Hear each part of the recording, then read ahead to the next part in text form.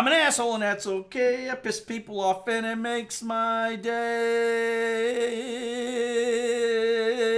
Ooh, that was my what do you call it? Homage to Okoyono.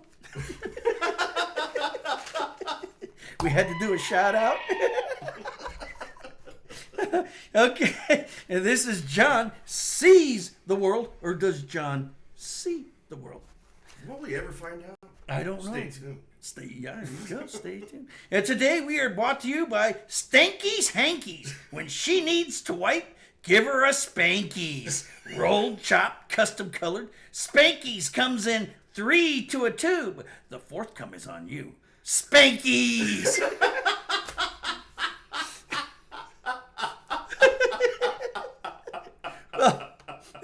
Keeping to that genre of toilet humor that we're using right now.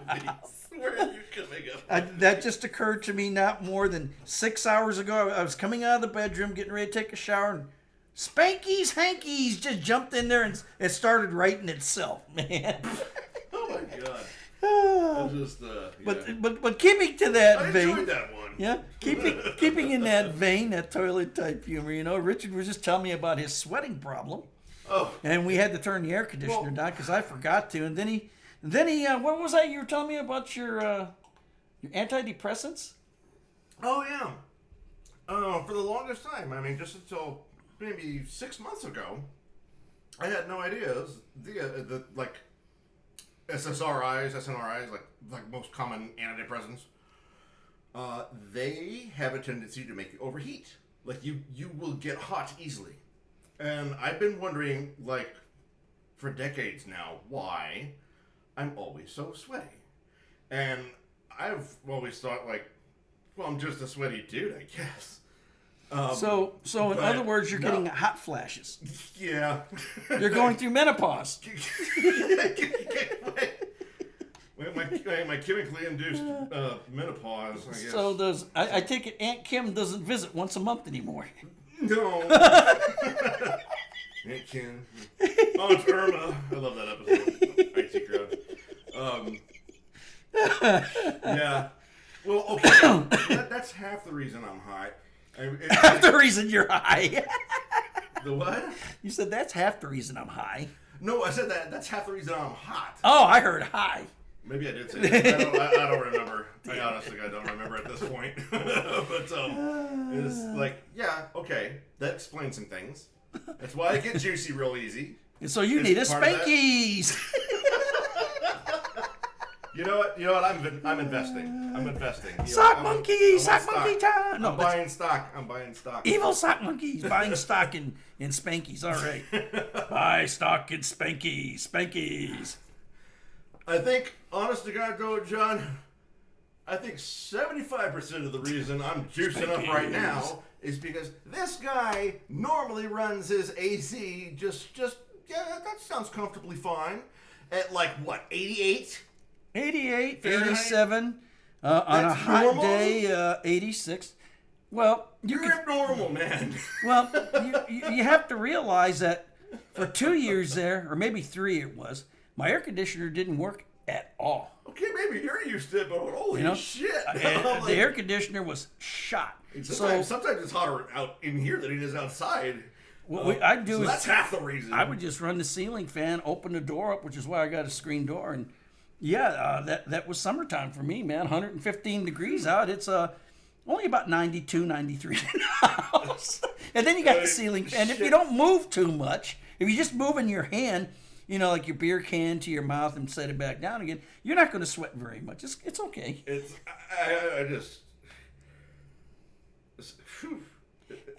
wild. I was sitting here like, yes, I may be the sweaty swamp monster or the sweaty swamp thing that crawled. I could literally hand him a bar of soap right now, and he could bathe. That's how sweaty he is. Most of what's going on, dude. Let's be honest. Let's be real here. If you think it's normal to set your AC to 88, oh my Christ! Like there's a hard and fast rule at our home that number never goes above 78, and that's being good and conservative with the power.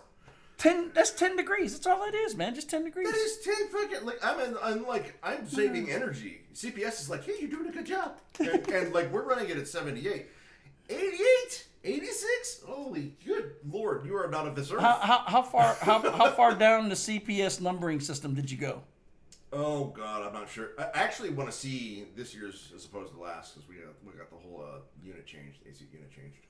It's supposed to be like very, very efficient, like the most efficient thing that you can. Yeah, get. because see, I've had them call here and tell me that I'm at number 3 before. I made number 3. That's as low as I got, though. I don't have much of a frame of reference. I'm not sure. I'd need to log in and take a look. So usually during the summer, we end up being the energy hogs, quote unquote, according to them. But during that's where winter, the winter, we are like more efficient than the efficient neighbors. Yeah, like, but see, we the never thing run the is, the thing is that when you get past 5, the message changes. Wait, what? Yeah. What? I forget exactly what it said, but that's one of the things I noticed when I hit number 3. The message changed. The message they would tell you like your house compared to 100 houses, you're number 15 most efficient. Sorry, I completely forgot what we were talking about for a moment. I didn't know that there was they scaled it like that. Yeah, they scaled it 1 to 100. They have against 100 homes like yours. They have like charts now that you can compare like this year versus that year and see like what. Yeah, but when you make number 3, the message changes. So I didn't know there was. That's I'm a curious challenge to know to what you. my number is. Yeah, I've never seen that before. Challenge to. Well, you just gotta listen. It'll tell you what the number is right there on the phone when they call you.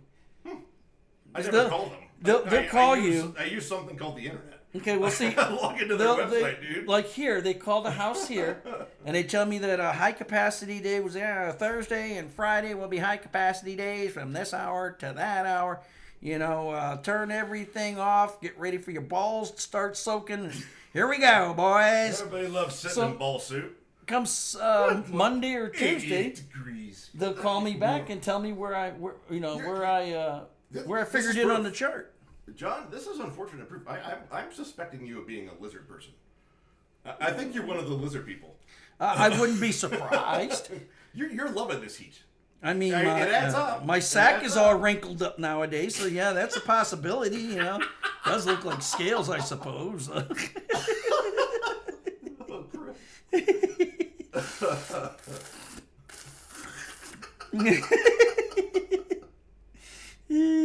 Shit. I can't tie a cherry with my tongue. Take one of them cherry stems. I could tie 2 knots in that cherry stem with my tongue. I've done that. Yeah. Girl at the bar was impressed. I only have that Windows 98 CD key as a party trick. Oh. But anyways, we're going to tell you some stories tonight. I don't even know how far we're into this. We're not even like we're just having fun, right? Yeah, we're just talking and having fun. Hey, fuck it. I'm gonna tell you. I don't see any cops here. We're fine. Okay. We were driving around one night, and we were getting. I think I told this. Did I tell the dumpster story already? I know I told the one about. I don't remember. What was the other one? There was another story about him. Well, you were talking about Pedro's duck last time. Yeah, Pedro's duck. I don't remember if you. I know you told me the dumpster story. The dumpster. Yeah, I did do the dumpster because I did Vince in the butt and then the dumpster story. That was part of the. Okay, you already know the dumpster stories. I'm gonna skip the dumpster. We're gonna have to look back and see if you ever did. No, we did. It's good. I did because here it is on my list. I don't understand how your list works. Me neither. Well, I'll tell the dumpster story anyways. It's a funny story, so you get to hear it twice. Okay. Well, we're driving around looking for our buddy Vinny one night. Couldn't find him in any of the regular haunts that he would go to and hang out and drink beer and have a good time and everything, the way Vince likes to do. And one of the guys goes, "Hey, I think I know where Vinny might be." Okay, let's go find him, man. Let's go get Vinny. He says, "Yeah. Start going to the malls." "What are you talking about? The malls are closed." "Yeah, go behind the malls to where the trash cans are at." "What?" "Yeah, go behind the malls to where the trash cans are at." So we go driving around the back of the malls, in the mall parking lot where the trash can dumpsters are at. And sure as hell, there's Vinny's car parked next to one of them. And we're, oh, okay, well, there's Vinny's car. But where's Vinny? So we get out of the car. We start looking around for Vinny, around his car and whatnot.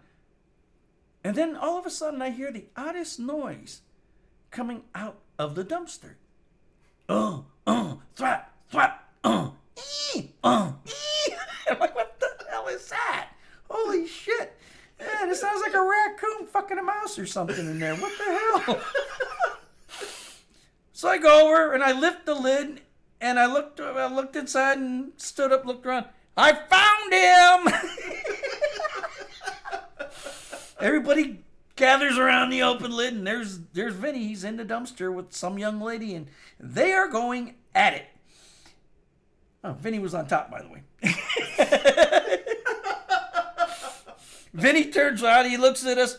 Oh, hey, fellas, give me a few moments. I'll be done pretty soon here. Close the lid. And so we close the lid. And for the next 10 minutes, we're hearing thump, thump, whack. Ee! Ee! I appreciate the visual. And we're thinking, what the fuck? So eventually the lid opens up.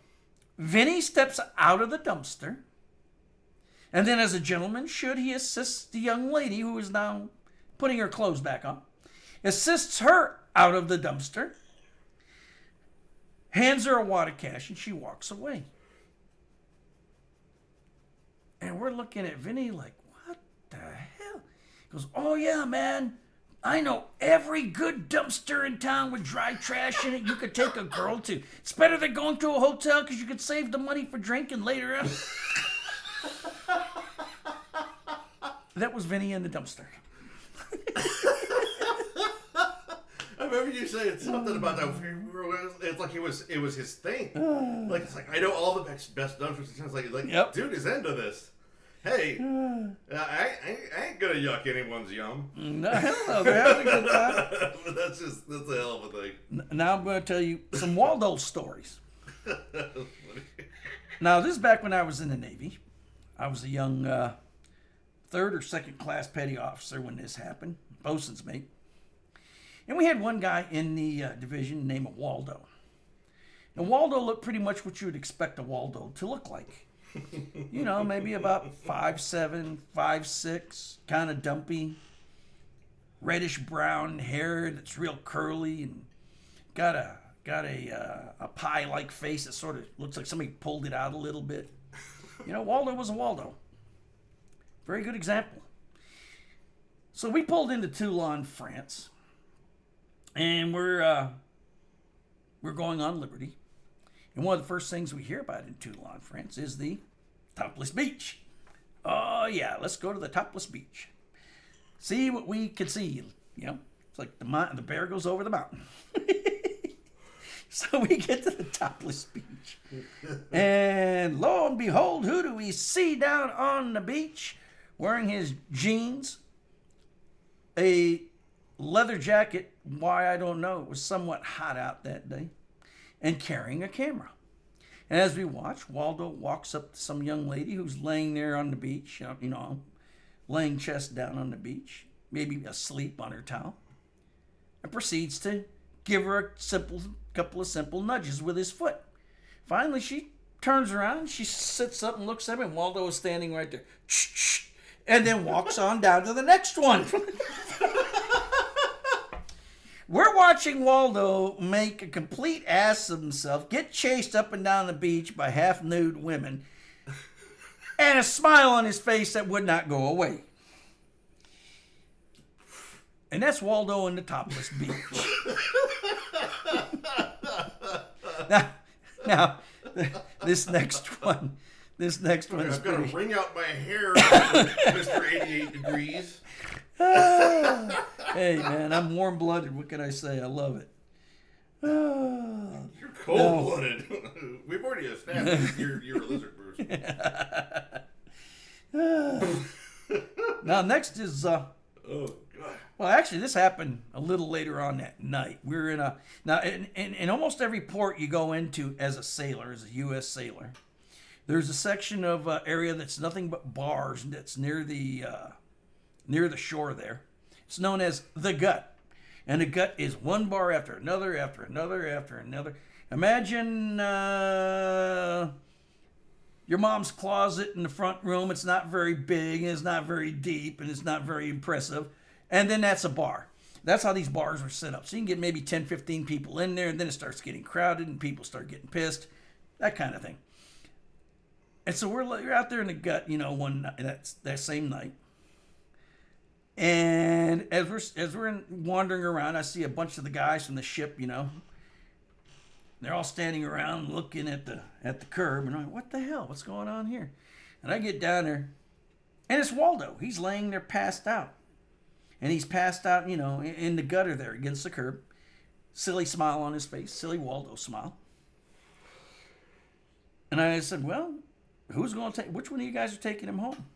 I go, what do you mean, Boats? I said, hey, you came drinking with him and lost him, so it's time to take him home. One of you is going to have to take him home. If you don't, Shore Patrol's going to come along, find him, and it's going to get real bad, real quick. And sure as hell, who comes walking through about that time? Shore Patrol. So we're all standing there, looking at Waldo, looking at Shore Patrol. They're looking at us, and then they finally ask, okay, what fucking ship is he off of? We got to take him in. He's drunk. And that's when I looked at him and said, I didn't know you guys were allowed to arrest merchant marines. He's one of those merchants off of that cargo ship? I said, yep. We've been trading stories, and the guy finally passed out. Oh! Yeah, we can't do anything about that. And they walked off. And they left Waldo alone. Now, needs to say we got somebody to take him home, but... okay, so that wasn't a great Waldo story, but it was a Waldo story. That's what you get for watching. Now, I don't know how many of you are rock and roll fans. Are you rock and roll? Yeah, you're a rock and roll fan. You listen to Tool. Yeah. He introduced me to Tool tonight. I found out I'm a Tool person. I'm not a Tool. I'm a Tool person. There's a difference. Come on, I'll admit it at times. No. I was a Tool. Spankies, hankies. Okay, this next one. Okay, now if you're a rock and roll fan, of course you've heard of the Doobie Brothers. And this next one is about a song they sang some years ago, back in the 70s, called China Grove. China Grove actually exists. I worked there for a short time, working highway construction. Am I into rock and roll? No, man. Just modern country for me. I love that shit. Can't get enough of it. Some of my friends aren't into rock and roll. They're into punk rock, or they're into essentially into rap or something like that. It's pretty much essentially anything but image rap and modern country. I'll listen to anything else. I don't care for rap. About 90% of it, yeah. There is some good rap. There's a few good ones, but most even of them if it's not your thing, there's still some good rap. Yeah. I'm not saying there isn't, good music, because I have heard some good rap, but very, very, very little good rap that impresses me. It doesn't tickle everybody's pickle. A modern country, no, I'll agree with you on that. I'm sorry for derailing you. I just had to bring that up. What, the pickle? You're. Good Lord, man! Look at the shirt I'm wearing. Look at the shirt I'm wearing. I know. Are you into metal? Me? No. I said rock. I didn't say metal. I just thought about that now. Like, for fuck's sake, man! Look at the shirt. Am I into metal? Of course, you know I am. I completely derailed whatever you were talking about. I'm so sorry. That's okay. We'll get back to it, or we won't. I just thought of how silly this is going to make sense, or it isn't. But yeah, I mean, I don't particularly care for modern country, but there is a lot of country that I do like. I have to admit, Robert Earl Keen Jr. I was one of the ones I like. God, I can't remember the name of the other one off the top of my head, but yeah, there's a few country stars out there that I'll listen to. And I had no choice. I had to learn to like country when I was a bosun's mate. That's all they played in the bosun locker all day long. But anyways, there's this, China Grove. I just wanted to let you know it exists. It's really a little town down there. And with that, we're going to A Small World. It's a small world after all. It's a small world after all. It's a small world after all. It's a small world. I don't know what that was. You don't know? Yeah. Are we? Did we just conjure something? No. It's the evil sock monkey. You ruined me. I don't know what's going on. That was very strange. I don't know what's on his notes. Well, yeah. Well, this is a small world storytelling time. I'm going to tell stories about a small world. Oh, okay. I was like, God, where is this going?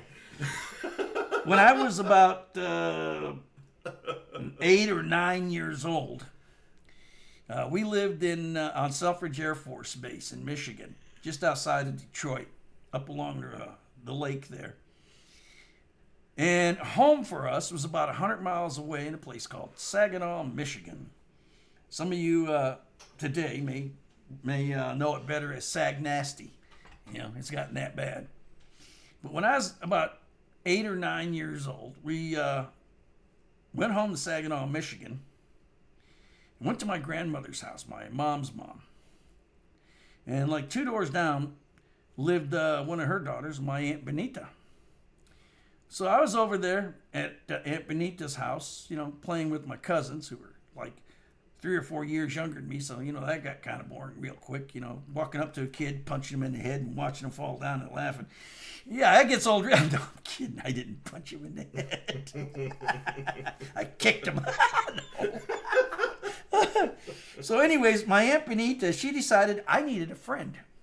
So she introduced me to the kid across the street, Danny Schmidt. And Danny was maybe about 7. Yeah, I think he was a year younger than I was. So Danny and I, we became friends, and sorry about that. That's just what I do. Danny and I, we became snotty boy. we became very good friends over the years, you know. Whenever I'd be in Michigan, you know, I'd run into Danny again. Well, at that point, we were in the backyard of his house, and we were playing, I forget what we were playing at, something or other. And there was this little Mexican girl, skinny little Mexican girl, in the backyard behind ours. And she started taunting us. We're like, why is this girl making fun of us? Why is she doing this? I said, I don't know, but I'll put a stop to it. I picked up a rock and I threw it at her and I hit her. That's pretty straight to the point. 8-year-old boy hit 6-year-old girl with a rock. Ooh. Very matter of that is very matter of fact. Needless to say, she went back in the house crying, and Danny and I ran into his house. When her parents came out, they couldn't see us and say anything to us. Let me see, I was 8 then.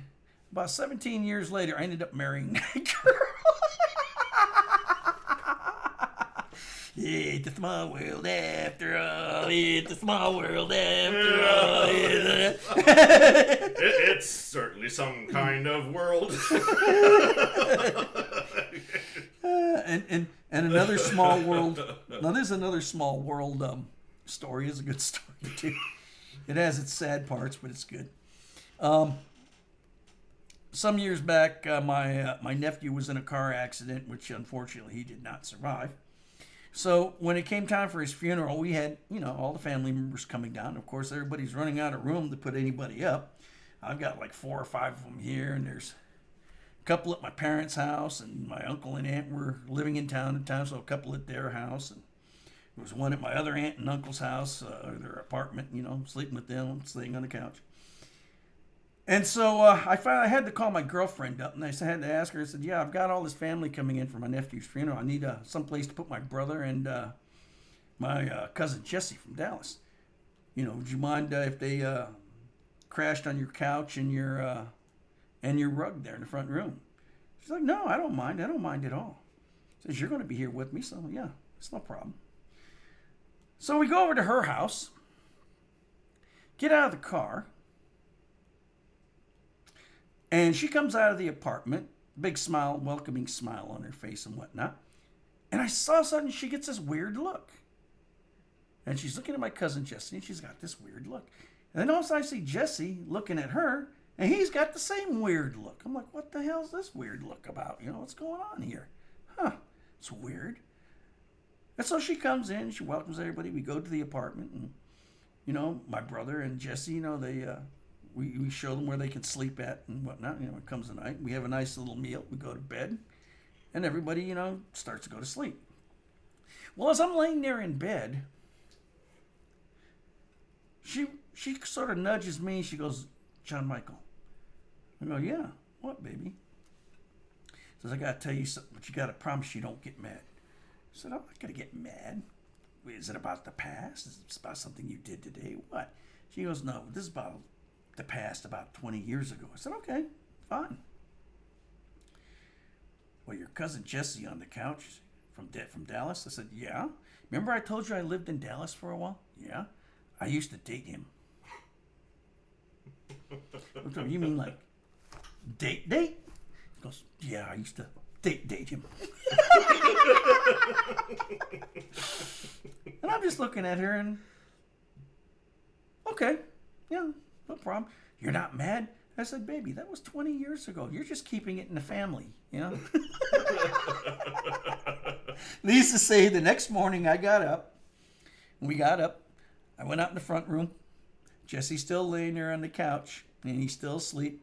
And that's when I grabbed him by the front of his shirt and start shaking him like a dog would shake a rat. You son of a bitch, if you ever go near her. And Jesse's got this terrified look on his face. No, man, no, that was 20 years ago. That was 20 years, not like that. No. And my brother's like, what the fuck's going on over there? And I let Jesse go, and I look down, and I start laughing. I'm fucking with you, man.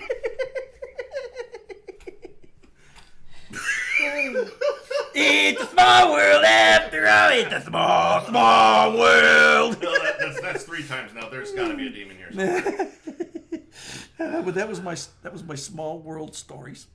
Yeah, it's kind of funny that who you end up and who they were with before, or who you end up marrying some years later after what you've done. You hit me with a rock. You asked for it. Damn it. Okay, we're also brought to you by our friends, Charmin. Charmin, where you can use both sides of the paper. Charmin. And with that, we'll see you next week.